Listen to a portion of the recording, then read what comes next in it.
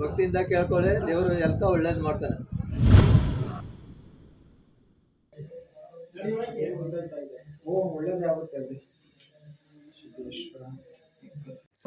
ಎಲ್ರಿಗೂ ನಮಸ್ಕಾರ. ನಾನಿವತ್ತು ನಿಮ್ಮನ್ನ ಮಂಡ್ಯ ಜಿಲ್ಲೆಯ ಮಳವಳ್ಳಿ ತಾಲೂಕಿನಲ್ಲಿರ್ತಕ್ಕಂಥ ಶ್ರೀ ಸಿದ್ದೇಶ್ವರ ಸ್ವಾಮಿಯವರ ದೇವಸ್ಥಾನಕ್ಕೆ ಕರ್ಕೊಂಡು ಹೋಗ್ತಾನೆ.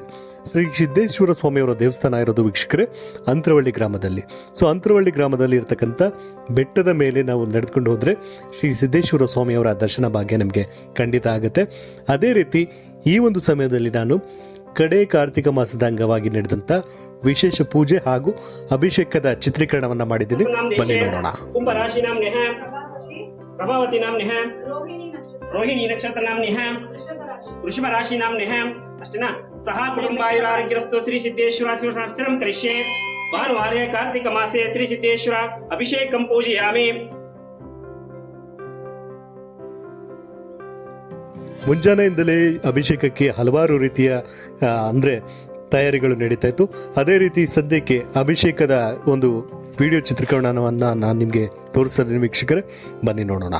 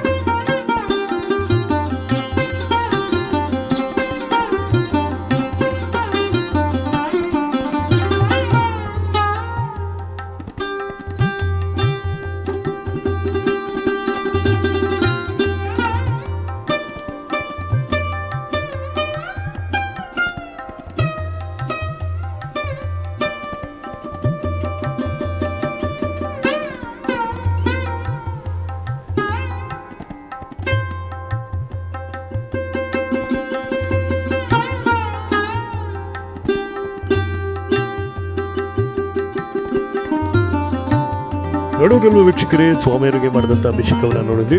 ಹಾಗೆ ವಿಶೇಷವಾದಂಥ ಪೂಜೆ ಸಹ ಇದೆ. ಒಂದು ಪೂಜೆಯ ಚಿತ್ರೀಕರಣವನ್ನು ಕೂಡ ನಾನು ನಿಮಗೆ ತೋರಿಸ್ತೀನಿ. ಅದಕ್ಕಿಂತ ಮುಂಚೆ ವೀಕ್ಷಕರೇ ನೀವಿಲ್ಲಿ ನೋಡ್ತಾ ಇರ್ಬೋದು, ಭಕ್ತಾದಿಗಳೆಲ್ಲ ದೇವಸ್ಥಾನದ ಆವರಣದಲ್ಲಿ ದೀಪವನ್ನು ಹಚ್ಚುತ್ತಾ ಇದ್ದಾರೆ. ರಾತ್ರಿಯ ಸಮಯದಲ್ಲಿ ಇಲ್ಲಿ ದೀಪವನ್ನು ಹಚ್ಚುತ್ತಾರೆ.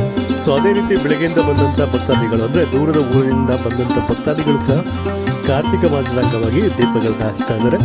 ಇನ್ನೊಂದು ಹಿಂದೆ ಹಾಕಿದಂತೆ ಅಂದರೆ ಇಂದಿನ ವಿಡಿಯೋಗಳಲ್ಲಿ ಹೇಳಿದಂತೆ ದೇವಸ್ಥಾನದ ಆವರಣದಲ್ಲಿ ಜೀರ್ಣೋದ್ಧಾರ ಸಹ ನಡೀತಾ ಇದೆ.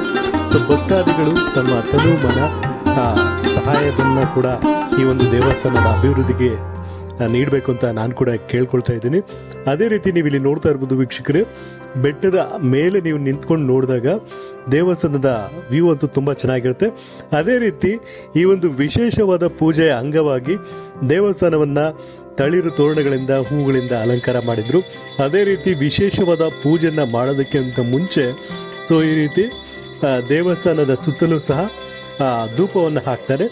ಸದ್ಯಕ್ಕೆ ನೀವು ಇಲ್ಲಿ ನೋಡ್ತಾ ಇರ್ಬೋದು, ದೇವಸ್ಥಾನದ ಮೂಲೆಗಳಿಗೂ ಸಹ ಅಂದರೆ ಪ್ರಪ್ರಥಮವಾಗಿ ಸೂರ್ಯದೇವನಿಗೆ ಕೂಡ ಆ ಒಂದು ಧೂಪದ ಆರತಿಯನ್ನು ಮಾಡ್ತಾರೆ. ತದನಂತರ ಇನ್ನೊಂದು ಮೂಲೆಯಲ್ಲಿ ಇರ್ತಕ್ಕಂಥ ಶ್ರೀ ಶಂಭುಲಿಂಗೇಶ್ವರ ಸ್ವಾಮಿಯ ದೇವಸ್ಥಾನಕ್ಕೂ ಕೂಡ ಒಂದು ಧೂಪದ ಆರತಿಯನ್ನು ಮಾಡ್ತಾರೆ. ಅದೇ ರೀತಿ ಈ ಸಿದ್ದೇಶ್ವರ ಬೆಟ್ಟ ಅಂತ ಏನಿದೆ, ಬೆಟ್ಟದಲ್ಲಿ ಈ ಒಂದು ಕೊಳ ಏನಿದೆ ಅಂದರೆ ನೈಸರ್ಗಿಕವಾಗಿ ನಿರ್ಮಿತವಾದಂಥ ಏನು ಈ ಒಂದು ಕೊಳ, ಈ ಒಂದು ಕೊಳಕ್ಕೂ ಕೂಡ ಹಲವಾರು ಭಕ್ತರು ನಮಿಸ್ತಾರೆ, ಪೂಜಿಸ್ತಾರೆ. ಆ ಒಂದು ಕೊಳದ ನೀರು ಶ್ರೇಷ್ಠ ಅಂತ ಹೇಳ್ತಾರೆ. ಸ್ವಾಮಿಗೆ ಅಭಿಷೇಕವನ್ನು ಮಾಡಬೇಕಾದ್ರೆ ವೀಕ್ಷಕರೇ ಈ ಒಂದು ಕೊಳದ ನೀರನ್ನೇ ಉಪಯೋಗಿಸ್ತಾರೆ. ನೀವಿಲ್ಲಿ ನೋಡ್ತಾ ಇರ್ಬೋದು ಉದ್ಭವವಾದಂಥ ಒಂದು ಕೊಳ. ನಾ ಹಿಂದೆ ಹೇಳಿದಂತೆ ಶಂಭುಲಿಂಗೇಶ್ವರ ಸ್ವಾಮಿಯವರ ದೇವಸ್ಥಾನ ಕೂಡ ನಡೀತಾ ಇದೆ, ಅಂದರೆ ಕಾಮಗಾರಿ ನಡೀತಾ ಇದೆ. ಅದೇ ರೀತಿ ಸದ್ಯಕ್ಕೆ ನೀವು ನೋಡ್ತಾ ಇರ್ಬೋದು, ಪಕ್ಕದಲ್ಲಿ ಇದೆ ಶಂಭುಲಿಂಗೇಶ್ವರ ಸ್ವಾಮಿಯವರ ದೇವಸ್ಥಾನ. ಅದೇ ರೀತಿಯಲ್ಲಿ ಇರ್ತಕ್ಕಂಥ ಒಂದು ನಾಗರ ಕಲ್ಲುಗಳಿಗೂ ಸಹ ಒಂದು ಪೂಜೆಯನ್ನು ಮಾಡ್ತಾ ಇದ್ದಾರೆ ಇಲ್ಲಿನ ಅರ್ಚಕರು. ಅದೇ ರೀತಿ ಈಗ ಸದ್ಯಕ್ಕೆ ನೀವು ನೋಡ್ತಾ ಇರುವಂಥ ಚಿತ್ರಣ ಏನಿದೆ, ಶಂಭುಲಿಂಗೇಶ್ವರ ಸ್ವಾಮಿಯವರ ದೇವಸ್ಥಾನ ಇದು. ಅಲ್ಲಿ ಪಕ್ಕದಲ್ಲಿರ್ತಕ್ಕಂಥದ್ದು ಶಂಭುಲಿಂಗೇಶ್ವರ ಸ್ವಾಮಿ ದೇವಸ್ಥಾನ. ಒಂದು ದೇವಸ್ಥಾನದ ಕಟ್ಟಡ ಕೂಡ ಈಗ ನಿರ್ಮಾಣ ಆಗ್ತದೆ. ನಾ ಹಿಂದೆ ಹೇಳಿದಂತೆ ಕೊಳಕ್ಕೂ ಕೂಡ ಇಲ್ಲಿಗೆ ಕೊಳ ಮತ್ತು ಅದೇ ರೀತಿ ಸಿದ್ದೇಶ್ವರ ಸ್ವಾಮಿಯವರಿಗೂ ಕೂಡ ಒಂದು ಅಭಿನವವಾದಂಥ ಒಂದು ನಂಟಿದೆ. ಯಾಕಂದರೆ ಅದರ ಒಂದು ಕಥೆಯನ್ನು ಕೂಡ ಇಂದಿನ ವಿಡಿಯೋದಲ್ಲಿ ಇಲ್ಲಿನ ಸ್ಥಳೀಯ ಅರ್ಚಕರು ಹೇಳಿದರು. ಸೊ ಅದೇ ರೀತಿ ಈಗ ನೀವು ನೋಡ್ತಾ ಇರ್ಬೋದು, ದೇವಸ್ಥಾನದ ಮೂಲೆ ಮೂಲೆಗಳಲ್ಲೂ ಸಹ ಧೂಪದ ಆರತಿನ ಹಾಕ್ತಾರೆ. ಅಂದರೆ ದೇವಸ್ಥಾನದ ಸುತ್ತಲೂ ಸಹ ಆ ಒಂದು ದೇವರು ಎಲ್ಲೆಲ್ಲಿ ಓಡಾಡಿದ್ರು ಅಂದರೆ ನೆಲೆಸಿದ್ದಾರೆ, ಸೊ ಆ ಒಂದು ಪ್ರತಿಯೊಂದು ಜಾಗಗಳಲ್ಲೂ ಸಹ ಈ ರೀತಿ ಧೂಪವನ್ನು ಹಾಕ್ತಾ ಇದ್ದಾರೆ. ವೀಕ್ಷಕರೇ, ನೀವು ಇಲ್ಲಿ ನೋಡ್ತಾ ಇರ್ಬೋದು, ಈ ಒಂದು ಚಿತ್ರೀಕರಣವನ್ನು ನಾವು ಕಾರ್ತಿಕ ಮಾಸ ಅಂದರೆ ಕಡೆ ಕಾರ್ತಿಕ ಮಾಸ ಏನಿದೆ, ಸೊ ಒಂದು ಕಡೆ ಕಾರ್ತಿಕ ಮಾಸದಲ್ಲಿ ವಿಶೇಷವಾದ ಪೂಜೆ ಮತ್ತು ಅಭಿಷೇಕದ ಅಂಗವಾಗಿ ಈ ಒಂದು ವಿಡಿಯೋ ಚಿತ್ರೀಕರಣವನ್ನು ಮಾಡಿದ್ದೀವಿ. ಸೊ ಅದೇ ರೀತಿ ನಾ ಹಿಂದೆ ಹೇಳಿದಂತೆ ಇಲ್ಲಿನ ಕೊಳಕ್ಕೂ ಸಹ ಪೂಜೆನ ಮಾಡ್ತಾರೆ. ಅದಕ್ಕೂ ಕೂಡ ಒಂದು ಭಕ್ತಿ ಪೂರ್ವಕವಾಗಿ ನಮಿಸ್ತಾರೆ ಇಲ್ಲಿಗೆ ಬಂದಂಥ ಭಕ್ತರೇ ಇರ್ಬೋದು. ಹಾಗೆ ನಾ ಹಿಂದೆ ಹೇಳಿದಂತೆ ಈ ಒಂದು ಕೊಳದ ನೀರನ್ನೇ ಸ್ವಾಮಿಯವರ ಅಭಿಷೇಕಕ್ಕೆ ಉಪಯೋಗಿಸ್ತಾರೆ ವೀಕ್ಷಕರೇ. ಸೊ ಈ ಒಂದು ಧೂಪದ ಆರತಿ ಏನಿದೆ, ಧೂಪದ ಆರತಿ ನಂತರ ದೇವಸ್ಥಾನದ ಆವರಣದಲ್ಲಿ ಅಂದರೆ ಶ್ರೀ ಸಿದ್ದೇಶ್ವರ ಹಾಗೆ ಮರಳು ಸಿದ್ದೇಶ್ವರ ಸ್ವಾಮಿಯವರಿಗೆ ವಿಶೇಷವಾದಂಥ ಪೂಜಾ ಕಾರ್ಯಕ್ರಮಗಳನ್ನು ಮಾಡ್ತಾರೆ. ಸೊ ಆ ಒಂದು ಕಾರ್ಯಕ್ರಮದ ಸಂಪೂರ್ಣ ಚಿತ್ರೀಕರಣವನ್ನು ನಾನು ನಿಮಗೆ ತೋರಿಸ್ತೀನಿ ವೀಕ್ಷಕರೇ. ನೀವು ಕೂಡ ಶ್ರೀ ಸಿದ್ದೇಶ್ವರ ಸ್ವಾಮಿಯವರ ಕೃಪೆಗೆ ಪಾತ್ರರಾಗಬೇಕು. ಹಾಗೆ ಈ ಒಂದು ದೇವಸ್ಥಾನದ ಆವರಣದಲ್ಲಿ ನಡೀತಾ ಇರತಕ್ಕಂಥ ಜೀರ್ಣೋದ್ಧಾರ ಅಂದರೆ ಕಟ್ಟಡ ಕಾಮಗಾರಿಗಳು ಅಂದರೆ ದೇವಸ್ಥಾನದ ಅಭಿವೃದ್ಧಿ ಕಾರ್ಯಗಳಿಗೆ ನೀವು ಸಹ ತಮ್ಮ ತನು ಮನದಿಂದ ಸಹಾಯವನ್ನು ಮಾಡಬೇಕಂತ ನಾನು ಕೂಡ ಕೇಳ್ಕೊಳ್ತಾ ಇದ್ದೀನಿ. ಹಾಗೆ ವೀಕ್ಷಕರೇ, ಈ ಒಂದು ದೇವಸ್ಥಾನದ ಆವರಣದಲ್ಲಿ ಅಂದರೆ ಈ ಶ್ರೀ ಸಿದ್ದೇಶ್ವರ ಸ್ವಾಮಿ ದೇವಸ್ಥಾನದ ಆವರಣದಲ್ಲಿ ಹಲವಾರು ಅಭಿವೃದ್ಧಿ ಕಾರ್ಯಗಳನ್ನು ಇಲ್ಲಿನ ಸ್ಥಳೀಯ ಕಾರ್ಯದರ್ಶಿಗಳು ಹಾಗೆ ಅಧ್ಯಕ್ಷರ ಒಂದು ಅಧ್ಯಕ್ಷತೆಯಲ್ಲಿ ಮಾಡ್ತಾ ಇದ್ದಾರೆ. ನಾನು ಸಹ ಈ ಒಂದು ಜೀರ್ಣೋದ್ಧಾರ ಕಾರ್ಯ ಏನು ನಡೀತಾ ಇದೆ, ಸೊ ಅಂದಿನ ಸಮಯದಿಂದಲೂ ನಾನು ನೋಡಿಕೊಂಡೇ ಬಂದಿದ್ದೀನಿ. ಸೊ ಈ ಒಂದು ದೇವಸ್ಥಾನ ಫುಲ್ ಕಂಪ್ಲೀಟ್ ಆದಾಗ ನಾನು ಒಂದು ಚಿತ್ರೀಕರಣವನ್ನು ಮಾಡಿ ನಿಮಗೆ ತೋರಿಸ್ಬೇಕನ್ನೋದು ನನ್ನ ಒಂದು ಬಯಕೆ. ಹಾಗೆ ಈ ಒಂದು ದೇವಸ್ಥಾನ ಮೊದಲು ಹೇಗಿತ್ತು, ಈಗ ಹೇಗಿದೆ, ಅಂದರೆ ಅಭಿವೃದ್ಧಿಯ ನಂತರ ಹೇಗಿದೆ ಅನ್ನೋದು ತೋರಿಸ್ಬೇಕು ಅನ್ನೋದು ನನ್ನ ಒಂದು ಉದ್ದೇಶ. ಸೊ ಆ ಒಂದು ಉದ್ದೇಶದಿಂದ ನಾನು ಹಳೆಯ ಫುಟೇಜ್ಗಳನ್ನು ಸಹ ಇಟ್ಕೊಂಡಿದ್ದೀನಿ. ಸೊ ನಾನು ನಿಮಗೆ ಖಂಡಿತ ತೋರಿಸ್ತೀನಿ ವೀಕ್ಷಕರೇ, ಬಿಫೋರ್ ಈ ಒಂದು ದೇವಸ್ಥಾನ ಹೇಗಿತ್ತು, ಸದ್ಯಕ್ಕೆ ಯಾವ ರೀತಿ ಒಂದು ದೇವಸ್ಥಾನ ಇದೆ ಅಂತ. ಸದ್ಯಕ್ಕೆ ವೀಕ್ಷಕರೇ, ಶ್ರೀ ಸ್ವಾಮಿಯವರಿಗೆ ಒಂದು ವಿಶೇಷವಾದ ಒಂದು ಪೂಜೆನ ಮಾಡ್ತಾ ಇದ್ರೆ ಬನ್ನಿ ನೋಡೋಣ.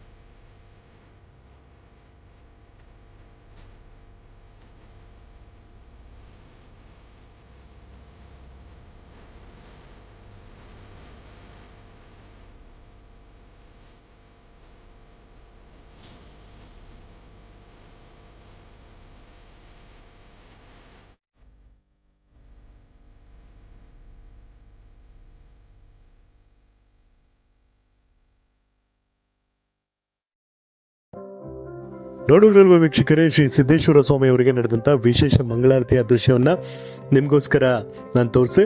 ಸೊ ನೀವು ಕೂಡ ಈ ಒಂದು ವಿಡಿಯೋ ನೋಡಿ ಭಗವಂತನ ಕೃಪೆಗೆ ಪಾತ್ರರಾಗಿದ್ದೀರ ಅಂತ ನಾನು ಕೂಡ ತಿಳ್ಕೊಂಡಿದ್ದೀನಿ. ಅದೇ ರೀತಿ ನಾ ಹಿಂದೆ ಹೇಳಿದಂತೆ ಭಕ್ತರ ದಂಡು ತಂಡೋಪತಂಡವಾಗಿ ಈ ಒಂದು ದೇವಸ್ಥಾನದ ಆವರಣಕ್ಕೆ ಹರಿದು ಬರ್ತಾ ಇತ್ತು. ನೀವು ಇಲ್ಲಿ ನೋಡ್ತಾ ಇರ್ಬೋದು, ಭಕ್ತಾದಿಗಳು ಮಂಗಳಾರತಿಯನ್ನು ತೆಗೆದುಕೊಳ್ತಾ ಇದ್ದಾರೆ. ಅದೇ ರೀತಿ ಹಲವಾರು ಭಕ್ತಾದಿಗಳು ಈ ಒಂದು ದೇವಸ್ಥಾನಕ್ಕೆ ಬರ್ತಾನೆ ಇದ್ರು. ಯಾಕಂದರೆ ನಾನು ಹೋದಂಥ ಸಮಯ ಬಂದ್ಬಿಟ್ಟು ಮುಂಜಾನೆ 6 ಗಂಟೆ. ಸೊ ಮುಂಜಾನೆ 6 ಗಂಟೆಯಿಂದ ನಾನು ಆಲ್ಮೋಸ್ಟ್ 12 ಗಂಟೆವರೆಗೂ ನಾನು ಒಂದು ದೇವಸ್ಥಾನದ ಆವರಣದಲ್ಲಿದ್ದೆ. ಹಲವಾರು ಭಕ್ತಾದಿಗಳು ಬರ್ತಾನೆ ಇದ್ರು. ಸೊ ಬಂದಂಥ ಭಕ್ತಾದಿಗಳಿಗೆ ಸಹ ಕೆಳಗಡೆ ಅಂದರೆ ದೇವಸ್ಥಾನದ ಕೆಳಗಡೆ ಪ್ರಸಾದದ ವ್ಯವಸ್ಥೆಯನ್ನು ಹಲವಾರು ಭಕ್ತರು ಮಾಡಿದರು.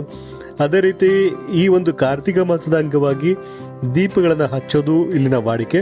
ಸೊ ಹಾಗಾಗಿ ಭಕ್ತಾದಿಗಳು ಬರ್ತಾನೆ ಇದ್ರು, ದೀಪವನ್ನು ಹಚ್ತಾ ಇದ್ರು. ನೀವು ಇಲ್ಲಿ ನೋಡ್ತಾ ಇರ್ಬೋದು ದೇವಸ್ಥಾನದ ಆವರಣ ಏನಿದೆ, ಸೊ ಭಕ್ತರಿಂದ ಅದು ಗಿಜಿಗುಡ್ತಾ ಇದೆ. ಅಂದರೆ ಗಲಾಟೆ ಅಂತಲೂ ಹೇಳೋಕ್ಕಾಗಲ್ಲ, ಅದೊಂದು ಸಂಭ್ರಮ ಅಂತಲೇ ಹೇಳ್ಬೋದು.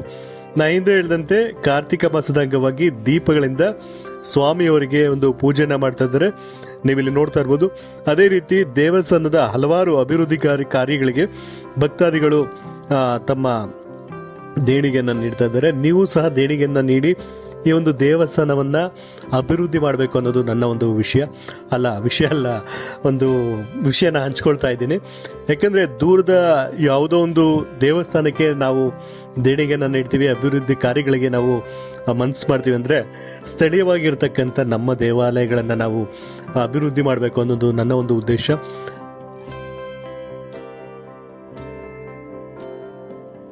ಈಗ ಸದ್ಯಕ್ಕೆ ಒಬ್ರು ಭಕ್ತಾದಿಗಳು ತಮ್ಮ ಅಭಿಪ್ರಾಯವನ್ನು ಹೇಳ್ತಾ ಇದ್ರೆ, ಬನ್ನಿ ಕೇಳೋಣ. ನಮಸ್ತೆ, ನನ್ನ ಹೆಸರು ಸಿದ್ದರಾಜು. ತುಂಬ ವರ್ಷಗಳಿಂದ ಅಂತರ್ಸಿದ್ದೇಶ್ವರಂಗೆ ಬರ್ತಾಯಿದ್ದೀವಿ, ತುಂಬ ಒಳ್ಳೆಯದಾಗುತ್ತೆ. ನಮಸ್ತೆ, ನಾನು ರಂಜಿತಾ ಅಂತ. ನಾವು ಉಸ್ಕೂರವರು. ಇಲ್ಲಿ 3 ವರ್ಷದಿಂದ ನಾವು ದೇವಸ್ಥಾನಕ್ಕೆ ಬರ್ತಾಯಿದ್ದೀವಿ. ಇಲ್ಲಿ ನಾವು ಏನೇ ಕೇಳ್ಕೊಂಡ್ರು ಕೂಡ ನೆರವೇರುತ್ತೆ. ಇಲ್ಲಿ ಬರ್ತಾ ಇರೋ ಜನಗಳು ಕೂಡ ಸಹ ನಂಬಿಕೆ ಇಟ್ಟು ಬರ್ತಿದ್ದಾರೆ. ನಂಬಿಕೆ ಇಟ್ಟು ಬಂದಮೇಲೆ ಅವ್ರಿಗೆ ಪ್ರತಿಯೊಂದು ಕೂಡ ಸಹ ಅವರು ಏನೇ ಕೋರ್ಕೊಂಡ್ರು ಕೂಡ ನೆರವೇರುತ್ತೆ ಅಂತ ನಮ್ಮ ನಂಬಿಕೆ. ಅದು ನೆರವೇರುತ್ತೆ ಕೂಡ ಸಹ, ಆದರೆ ಅರಿಕೆ ಕಟ್ಕೊಂಡ್ರು ಸಹ ಒಳ್ಳೆಯದೇ ಆಗುತ್ತೆ. ಇಲ್ಲಿ ಫಸ್ಟ್ ಮುಂಚೆ ಇದ್ದಿದ್ದು ಅಷ್ಟು ಪವರ್ಫುಲ್ ಆ ಥರ ಇರಲಿಲ್ಲ. ಈಗ ಬರ್ತಾ ಜನ ಜಾಸ್ತಿ ಇದ್ದಾರೆ. ಸುತ್ತಮುತ್ತ ಜನ, ವಾತಾವರಣ, ದೇವ್ರು ಕೂಡ ಸಹ ಏನಾದ್ರು ಒಂದು ಹೇಳ್ಕೊಂಡ್ರು ಕೂಡ ನೆರವೇರುತ್ತೆ. ಆದರೆ ಈಗ ಜನ ಜಾಸ್ತಿ ಬರ್ತಿದ್ದಾರೆ. ಭಕ್ತಿಯಿಂದ ಕೇಳ್ಕೊಳ್ಳಿ, ದೇವರು ಎಲ್ಲ ಒಳ್ಳೇದು ಮಾಡ್ತಾರೆ. ನೋಡ್ತಾ ಇರ್ಬೋದು ವೀಕ್ಷಕರೇ, ಚಿಕ್ಕ ಮಗು ಸಹ ಈ ಒಂದು ಬೆಟ್ಟವನ್ನು ಹತ್ತುತ್ತಾ ಇದೆ. ಸೊ ಅದೇ ರೀತಿ ಸದ್ಯಕ್ಕೆ ಮತ್ತೊಬ್ಬರು ಭಕ್ತಾದಿಗಳು ತಮ್ಮ ಅಭಿಪ್ರಾಯವನ್ನು ಹೇಳ್ಕೊಳ್ತಾ ಇದ್ರೆ, ಬನ್ನಿ ಕೇಳೋಣ. ನೋಡಿದ್ರಲ್ವ, ನನ್ನ ಹೆಸರು ಸಿದ್ದೇಗೌಡ ಅಂತ. ನಾವು ಜೋಗಮನಹಳ್ಳಿ. ನಾವು ಚಿಕ್ಕ ಮಗಿದ್ರಿಂದ ಬರ್ತಾಯಿದ್ದೀನಿ. ದೇವ್ರು ಸತ್ಯಾಗೈತೆ, ನಮ್ಗೆ ಯಾವತ್ತೂ ಇದು ಮಾಡಲಿಲ್ಲ, ಒಳ್ಳೇದಾಗೈತೆ. ನಾನು ಪೂಜಾರಪ್ಪನೇ. ನಾವು ಕೊಂಡ ಗಿಂಡ ಎಲ್ಲ ಆಯ್ತೀನಿ, ವರ್ಷಕ್ಕೊಂದ್ಸರಿ ಕೊಂಡ ಆಯ್ತೀನಿ ನಾನು. ಬಿಸ್ಲಮ್ಮ ಅಂತ ಕಾಬಳಮ್ಮನ ತಂಗೆ. ಭಾರಿ ಜೋರಾಗಿ ಮಾಡ್ತಾರೆ. 5 ಟ್ರಾಕ್ಟ್ರು 6 ಟ್ರಾಕ್ಟ್ರು 3 ಕುತ್ತಾಕ್ತಾರೆ ಕೊಂಡದಲ್ಲಿ ಸೋದನ. ನನ್ನ ಮೊಮ್ಮಗ ಕೂಡ ಮೆಟ್ಲಿಗೆ ಹತ್ತು ಬಂದಾನೆ. ನಾವು ಎತ್ಕೊಳ್ಳೇ ಇಲ್ಲ ಇವನ್ನ.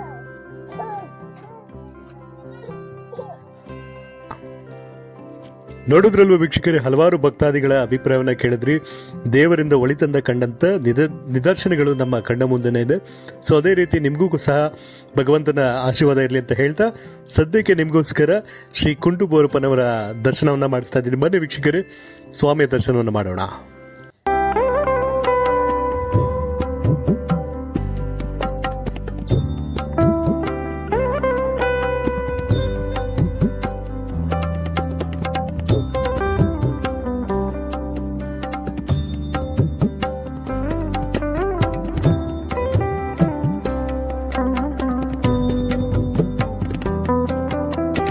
ಕುಂಟು ಬೋರಪ್ಪನವರ ದರ್ಶನದ ನಂತರ ಶ್ರೀ ಸಿದ್ದೇಶ್ವರ ಸ್ವಾಮಿಯವರ ದರ್ಶನವನ್ನು ಮಾಡೋದು ವಾಡಿಕೆ.